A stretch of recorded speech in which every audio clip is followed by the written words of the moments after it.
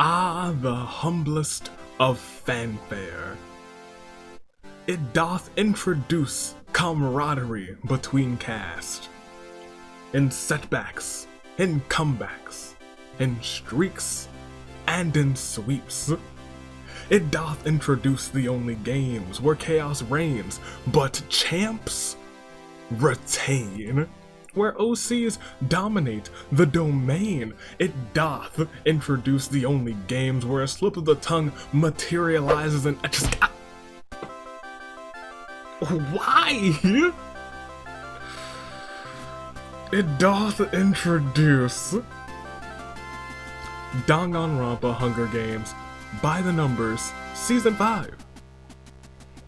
Good day, good people, and welcome to Wait.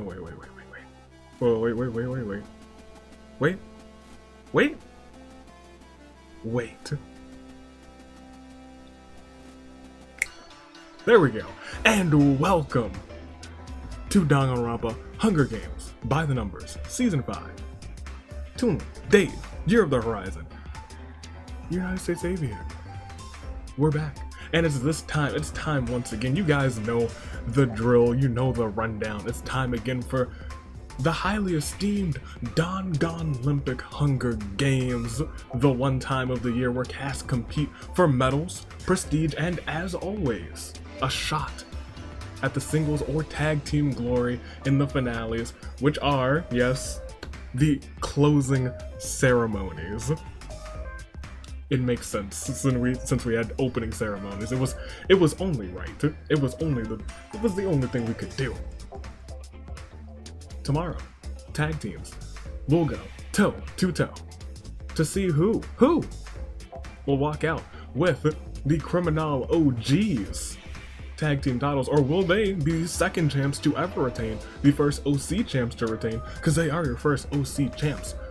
This is the 5th installment of By the Numbers, and we've got tons of numbers. We even got to look at the points real quick, because what a trip that was. We're gonna take a walk down memory lane for that. But for right now, tell me, who do you think were the top 3 killers in singles, the top 3 killers in tag teams, and who do you think, as we look at the points, who had the longest streak of episodes earning points without getting an episode with no points? Tell me those things. Which cast do you think has the highest streak of points?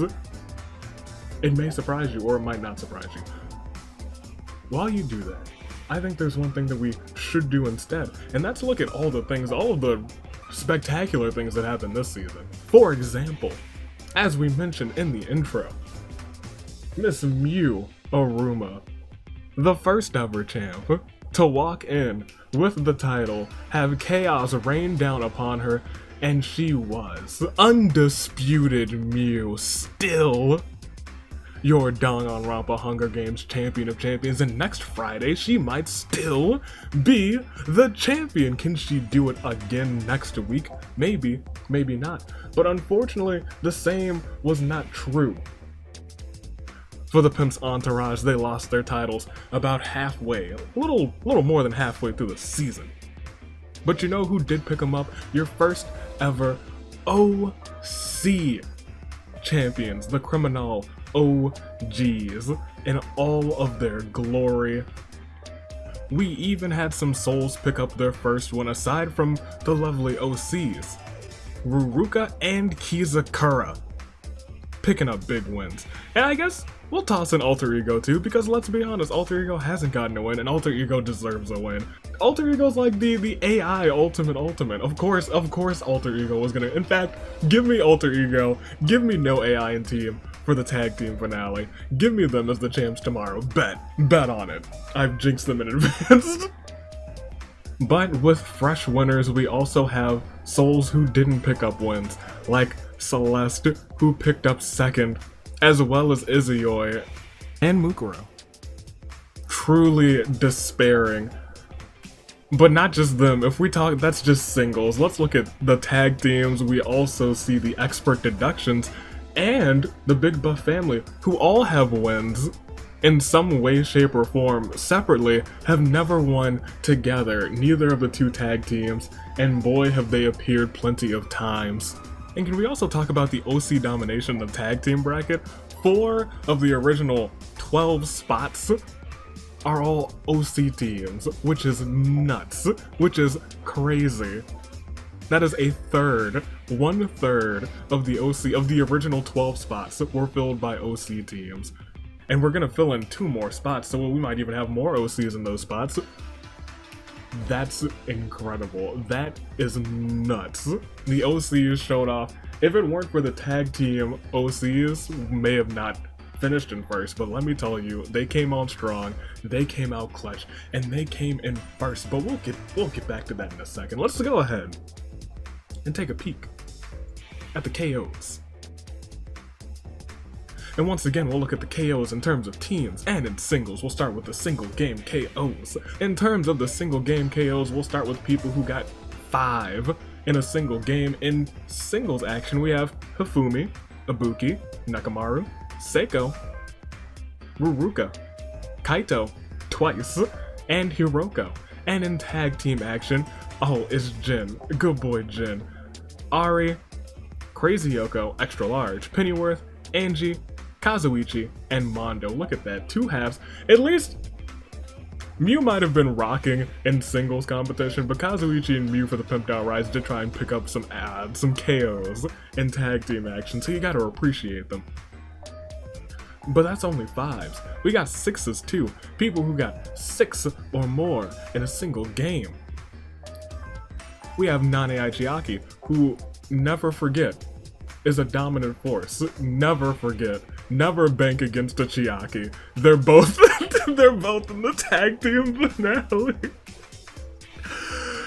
We also have Nagisa and Mr. Kyoko's dad. I'm talking Jin Kirigiri in tag team action. And in singles action, we have Genocide Jack. Mr. Kyoko's dad again, Jin Kirigiri, Maki, Izuyoi, Peko, and Nagito. And onward to 7s. In singles action, we have from the Somnium Files, Pewter, and Mr. Fat Togami. And in teams, we have Fuyiko, Ace Hawks, Oliver Suda, and Genocide Jack. And 8 KOs in a single game. You shouldn't be surprised that we see people with 8s and 9s. Last time we only had 1, this time we also only have 1. In tag team action, it was Rantaro for the Lovin' Brothers. But we have a couple people who got 9 in a single game. 4 people, in fact. 1 from singles, and that is Miss Ruruka, who low-key had a strong showing this season, so I am glad that she has a spot. And in the teams, we have Toko, Crazy Yoko Extra Large, and Azuru, who all pulled off 9 KOs in a single game. But that's just a single game. Overall, who had the most KOs? This is what you were thinking about. In terms of the teams, which teams had the most KOs? 3rd place, with 16 across the season. The Pimp's Entourage, your former tag team champs, coming back once again trying to get them back.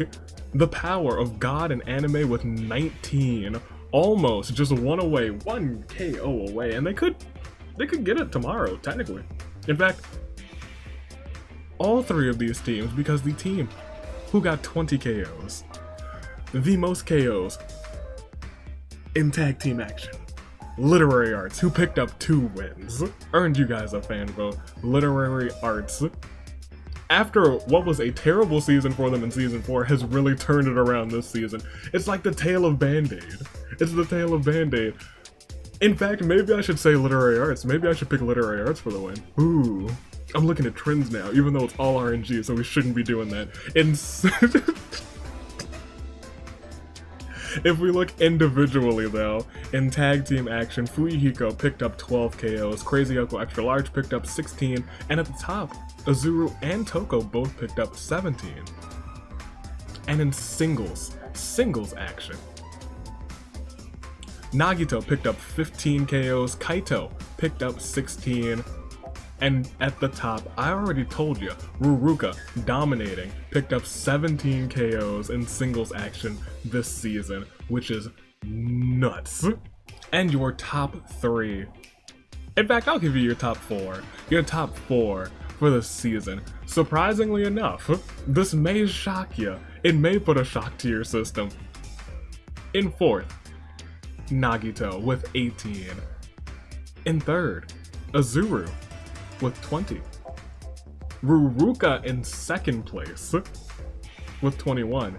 And someone who didn't top either individuals in singles or in tag team, but was shockingly brutal enough, evenly brutal in both sets, Genocide Jack with 23 KOs this season takes the big victory for most KOs this season.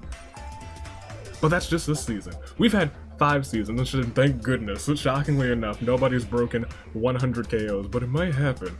Might happen next season. If there were a season for it to happen. It could be the next one, because there are people who are less than 25 away.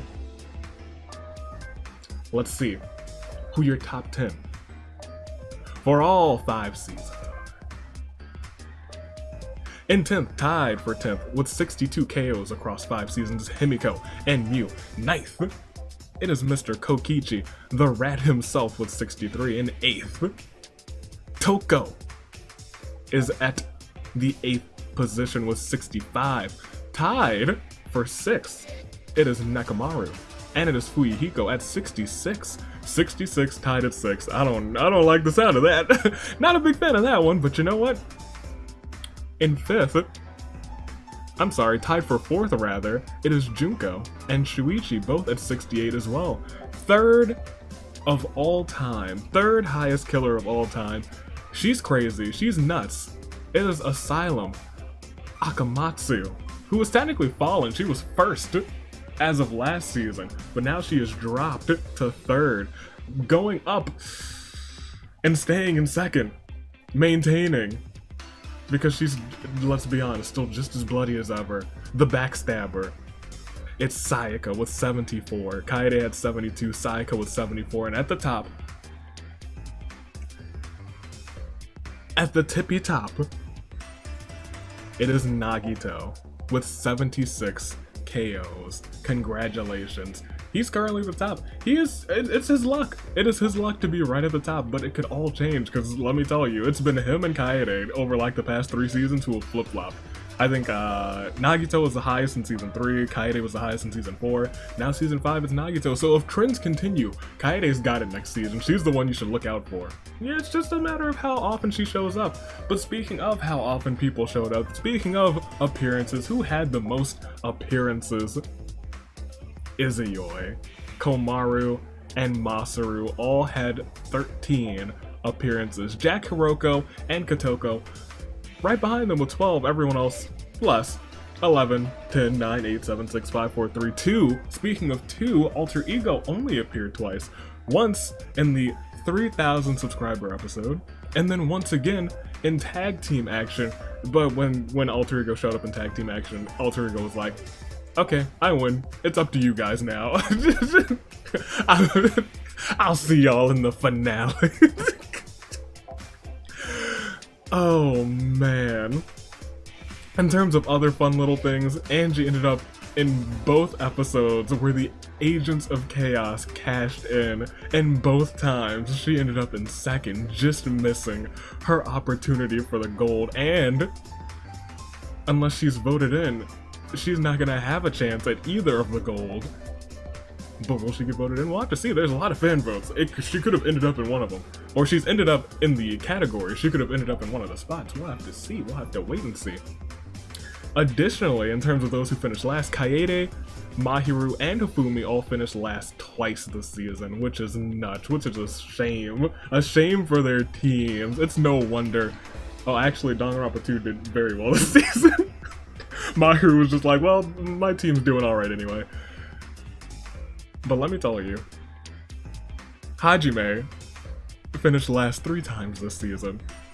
If you didn't notice, poor fellow indeed. What a shame for our boy Hajime. And once again, let me give you guys a quick little count. Let me give you guys a quick perspective. We've been running strong for 5 seasons, which is a long time because we have not missed a week. We have not since what? Episode 2. Because episode 1 was kind of just a spur of the moment thing that it was like a month or so off and maybe 2 months off, and then it was like, hey, every week now. Since then, with the new OCs, with all the OCs over the past, what, 5 or past 3 seasons, because they've only been a part of 3 seasons. With all the OCs, with the new characters from the Somnia Files, with the Your Turn to Die characters, with the Fire Emblem characters who showed up, in seasonal action, total of 472 unique characters have appeared. In the Danganronpa Hunger Games, there weren't 472 in the Dangan-lympics. That would have been hard to manage. One day I gotta do like a Danganronpa Ultimate, where it's just 472 characters, but I don't even think the simulator can handle that. We have far surpassed the simulations until they upgraded, because I know that they were planning to upgrade it. Far surpassed the simulator's ability to handle the chaos that we doth bring to these games. I'm goofing. Alright, let's take a peek at these points. Let's fill these brackets. In terms of the points, 2 teams had dry streaks of 5 episodes without points. Danganronpa 1, who finished next to last, and the OCs, who finished first. So it doesn't matter how many episodes you are dry for, you can still come out on top. Because we also have to look at the team that had the longest opposite. I don't want to call it a wet streak because that sounds nasty. We're not gonna call it that either. Undry streak. Plentiful streak. That sounds better. Was also 5, but not just but once again by 2 teams. The OCs and Danganronpa 2, the teams who finished first and second, which makes plenty of sense. Which makes very much sense. Which team had the greatest jump during that 5? The OCs, and their 5 was at the beginning of the season, which carried them from, what, their starting points to 105 points. Danganronpa 2 streak carried them from 155 to the end, 240. They actually got points all of the last 5 episodes, which is how they jumped from, they were doing terrible, and then they were like, we gotta clutch things up, and they came out on top. They came through. It was their time to shine. It was their time to be. But just look at poor Ultra Despair girls. They were really struggling this whole time, and there was not a thing they could do. Close to the end, they would have had to have a miracle happen, and that miracle did not happen. So we're gonna start with them as we fill out this bracket. With 145 points finishing last. They got count them, one single fan vote. And when you guys did their points fan vote, you can unlock it now. Miss Genocide Jack with 55.6% of the votes. Not even close. Was never close. Took the victory. And then we had the 2 teams. The 2 teams who tied for 4th. Lucky for them that nobody gets 5th. They tied for 4th. But luckily, or unfortunately, they both only get 1 pick. And as you picked for them, these 2 weren't really that close either.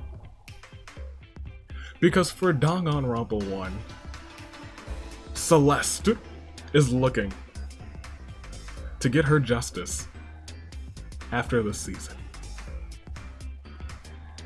And for Danganronpa V3, Kaki Maki is coming home. This one was actually kind of close. Not really. It was a 20-point. It was over 20 votes as the gap. But Maki picks it up with 38.5% of the votes. Celeste with 31.1% of the votes. And onward and upward to your 3rd place, your bronze medal team, your bronze medal cast, Danganronpa 3. You got 2. You got 2 votes. And these, surprisingly, it was close between 3 of them. The other 3 didn't get as many votes as they would have liked to see, but they got votes. They got votes with 48.1% of people voting for him. and 49.6% of people selecting her. Our boy, Izuyoi, is coming home. He's coming home to the singles finale, and of course, 1/3 of my girls, Band Aid Seiko, is also coming through to the singles finale. And to your second place team, Danganronpa 2 Goodbye Despair came out of nowhere at the end, clutching up perfect bonus points, clutching up as much as they could every single episode for the last 5 episodes to scratch and claw their way to second place. They were the second game in the franchise, and they get 3 picks. And who did you choose?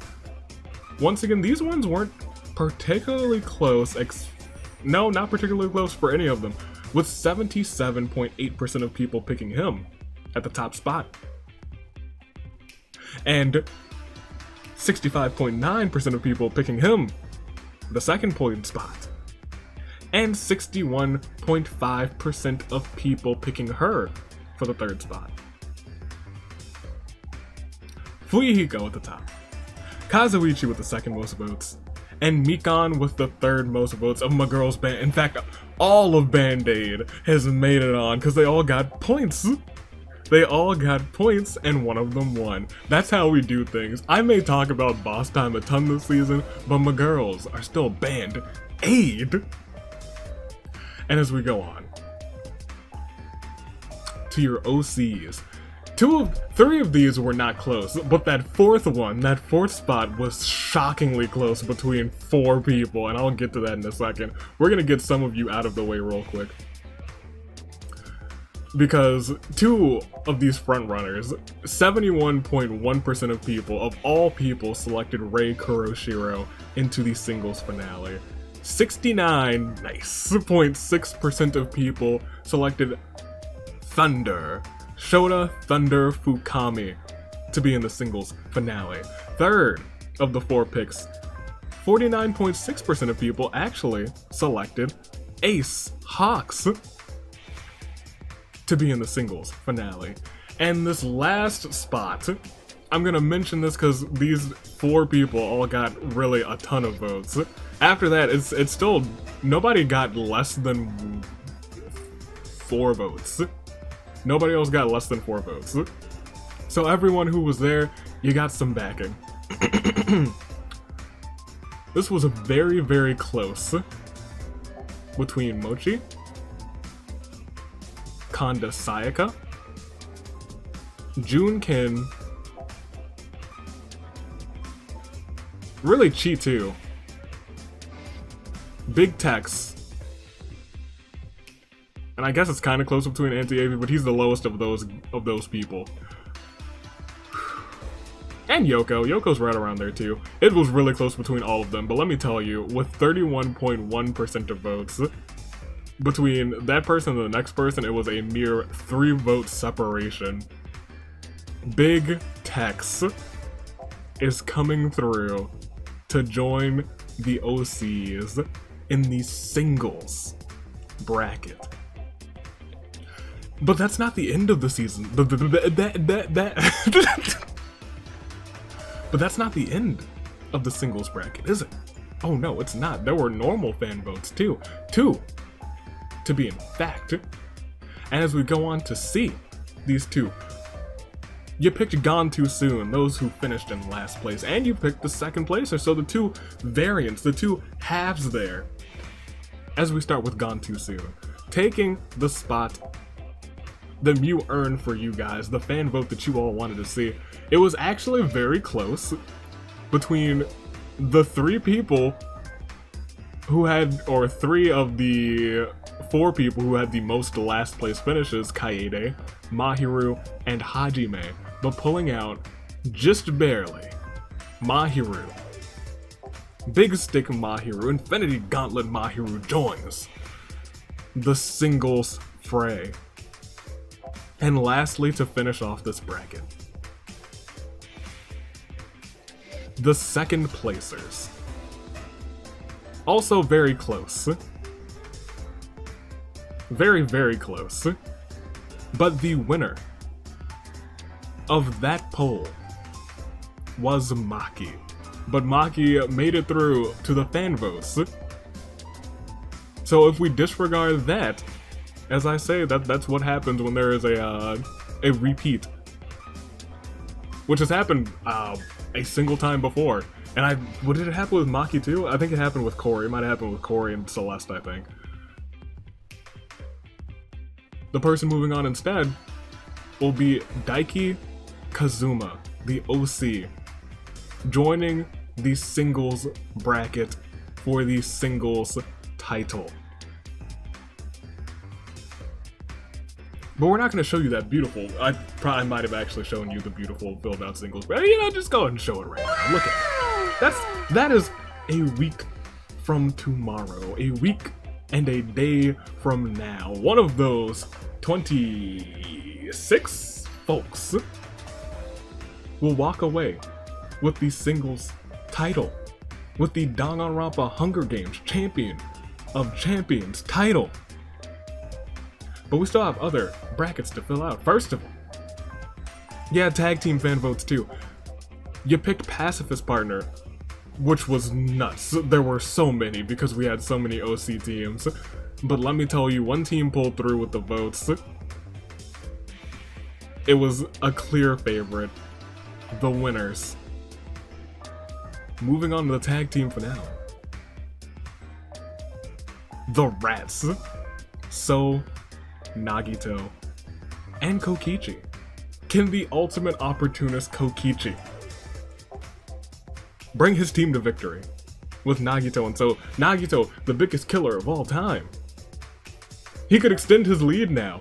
Will it all happen? We'll have to see. But last placers, the last one that we have to finish this bracket out with, started off very close, but then one team pulled out ahead. One team that the comments all sort of started to garner a lot of love for, that I also garnered a lot of love for. Beating out the Loving Brothers and Way of the Sword just barely, with one more opportunity this season. They've betrayed each other, they've helped each other, they've almost gotten there, but instead, they were voted in by you all. Check your watches, it's boss time.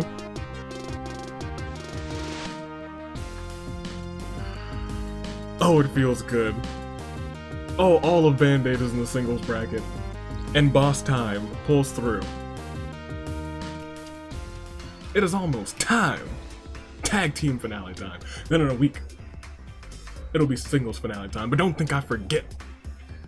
Don't think I forget anything, because there's one thing more that I needed to mention that I mentioned towards the end of every By the Numbers. The secret episode is now in the eye icon yonder.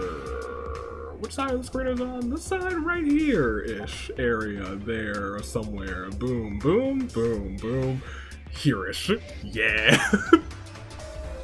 The secret episode was easy to find if you were paying attention. It was in the cards. You had to keep your eyes peeled. It was in the eye icon. The clues, the hints for the secret episode. That is how Felix got into the singles. Yeah, singles finale. I was like, could Felix also be a double champion? He can't. He's only in the singles.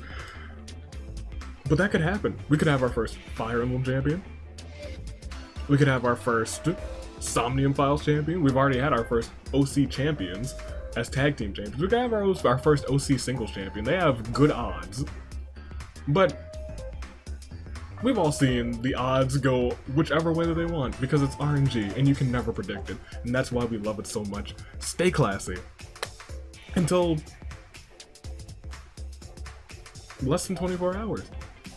We may crown brand new tag team champions, or we may have the criminal OGs retain, or we could have the first ever champs to get their titles back. There's a lot of if, ands, or buts that could happen, but we have to see what happens. soon. When we re-simulate soon. Stay classy. Toodaloo. Flight crew.